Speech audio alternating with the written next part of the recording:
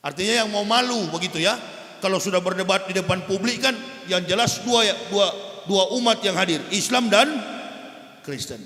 Sebanyak yang hadir orang Kristen, yakin 1000% akan masuk Islam. Itu yang saya tidak akan pakai Al-Quran untuk menyanggah kebohongan Bible Kristen. Saya akan menggunakan Bible kitab mereka sendiri untuk menyanggah kebohongan kitab mereka.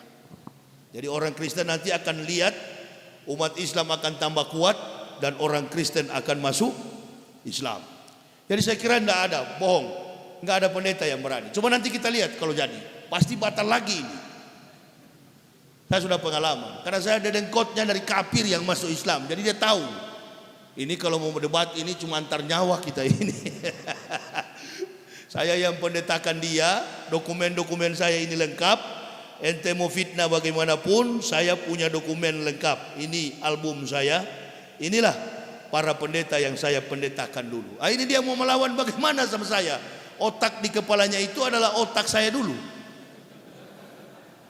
Saya pernah nonton, saya pernah lihat. Satu waktu anak saya bilang sama saya, Abi, nah baik, kita menyeberang ke sebelah, memakan KFC, Kentucky. Oke, saya bilang, yuk kita ke sebelah. Sementara menunggu drive-thru, nunggu untuk pemesanan itu, ada orang gila di seberang jalan. Dia lari secepat kilat menyeberang jalan, lalu sampai dia di tong sampah. Dia pungut coker-coker sampah itu dan dia mendapatkan tulang-tulang sampah.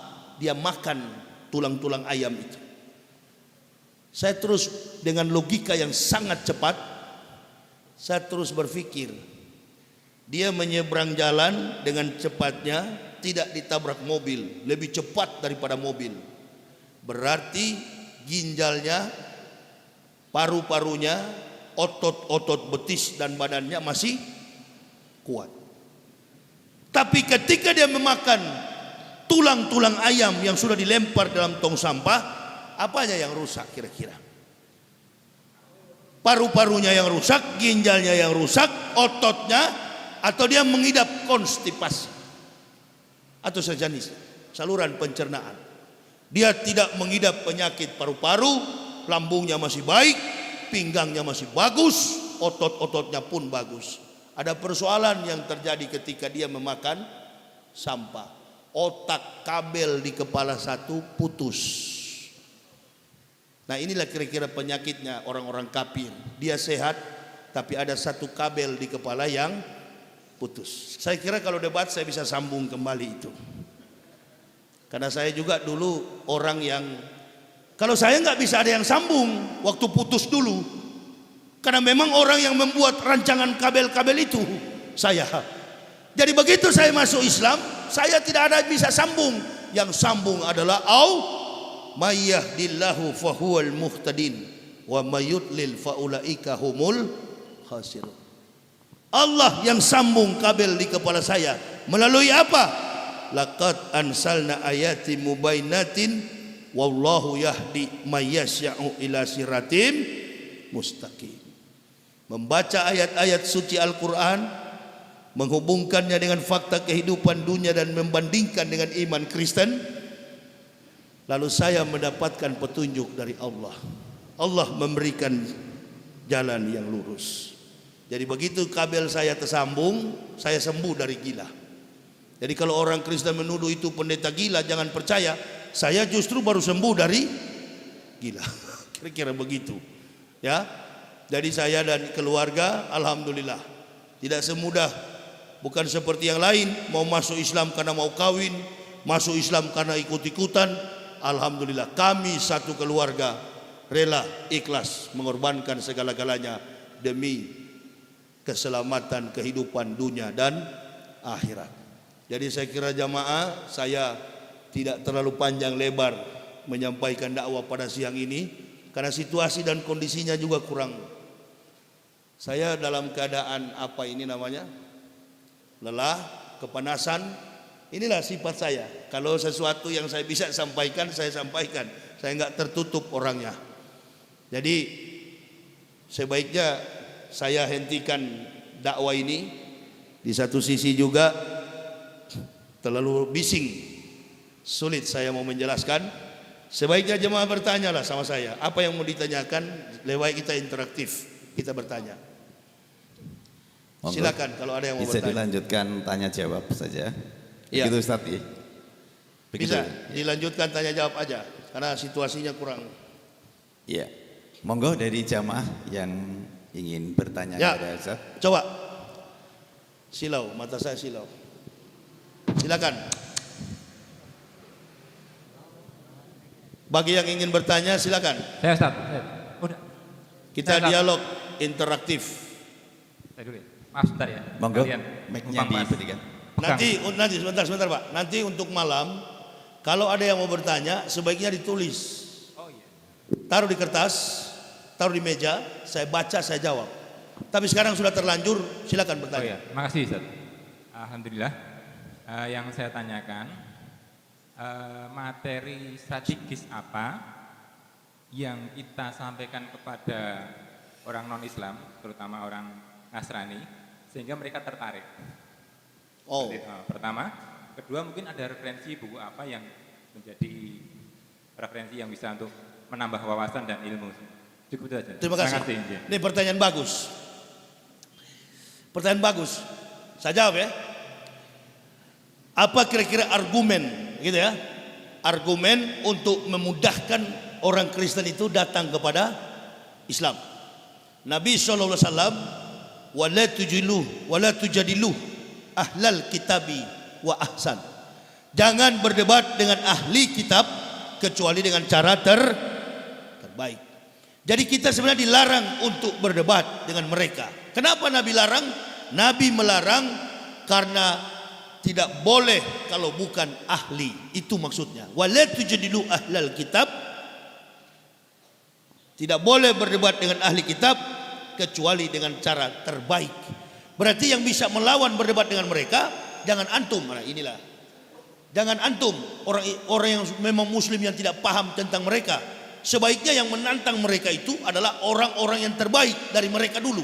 Begitu seperti saya. Karena tahu betul kelemahan kafir.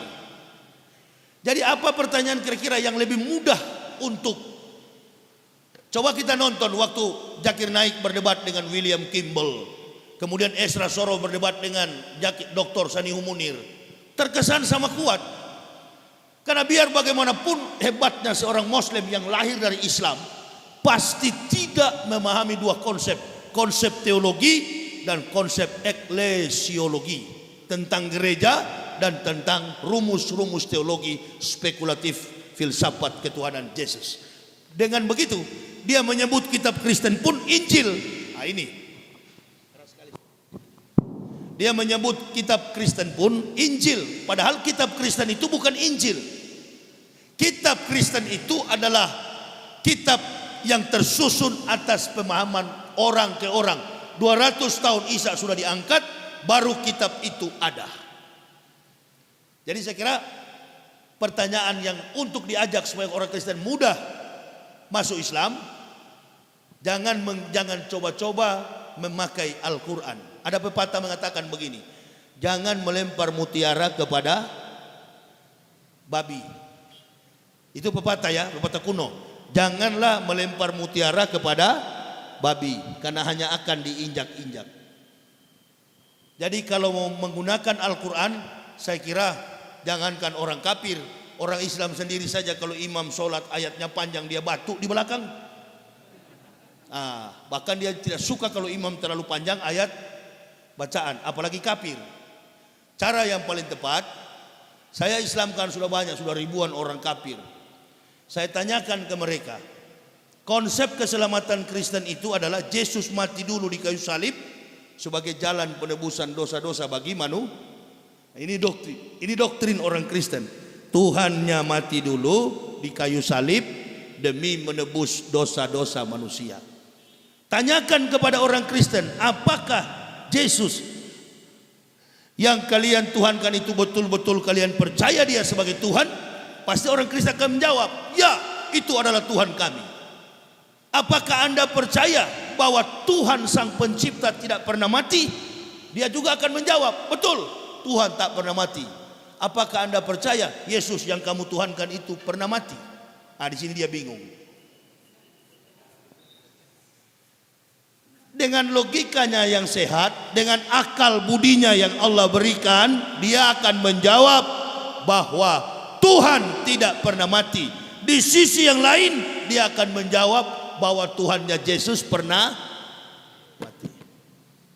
Lalu Bapak tidak usah melanjutkan bertanya, cukup tanya begitu.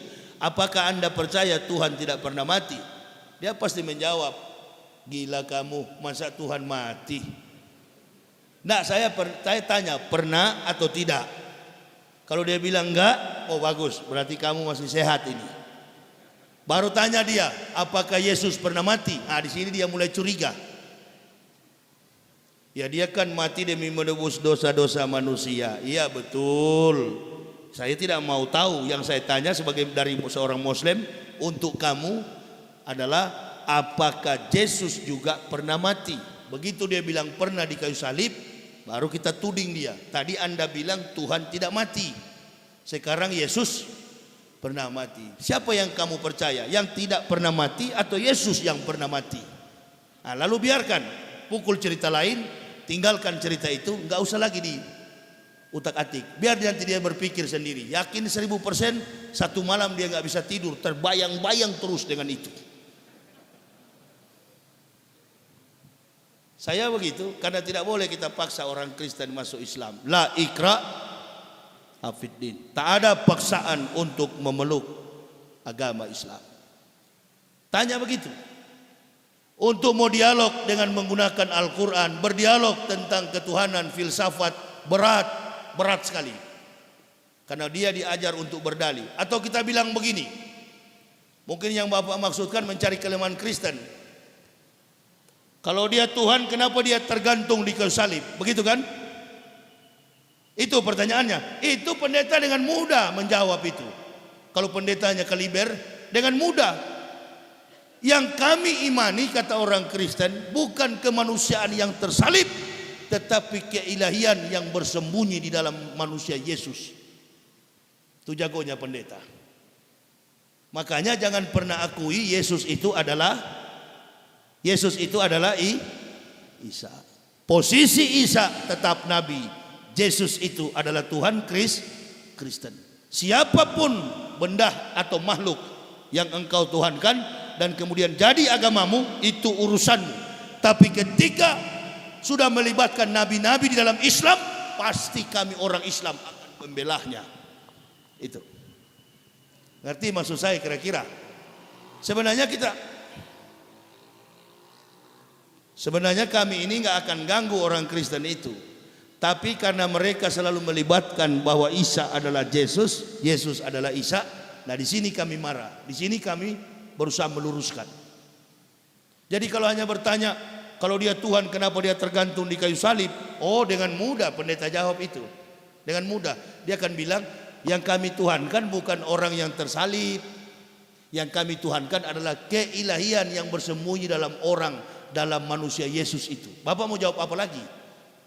Nah, makanya sebelum debat jangan pernah mengakui Bible Kristen itu Injil dan Isa adalah Yesus. Karena Nabi Isa tidak mampu divisualisasikan baik dalam bentuk gambar maupun foto. Nabi Muhammad aja tidak ada gambarnya, kok bagaimana Nabi Isa ada gambarnya? Nah, siapa itu?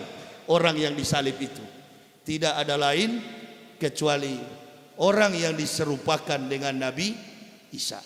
Sebagaimana keterangan Al-Quran. Buku yang paling bagus yang akan Bapak tanyakan tadi untuk referensi, ini ada buku saya dengan judul Kebenaran Islam menurut mantan pendeta. Buku ini tidak pernah mengatakan orang Kristen masuk neraka dari ayat Al-Quran. Enggak ada. Enggak pernah saya pakai Al-Quran untuk menjebak orang Kristen masuk neraka. Tapi dalam buku ini yang mengatakan orang Kristen masuk neraka adalah ayat-ayat Kristen itu sendiri.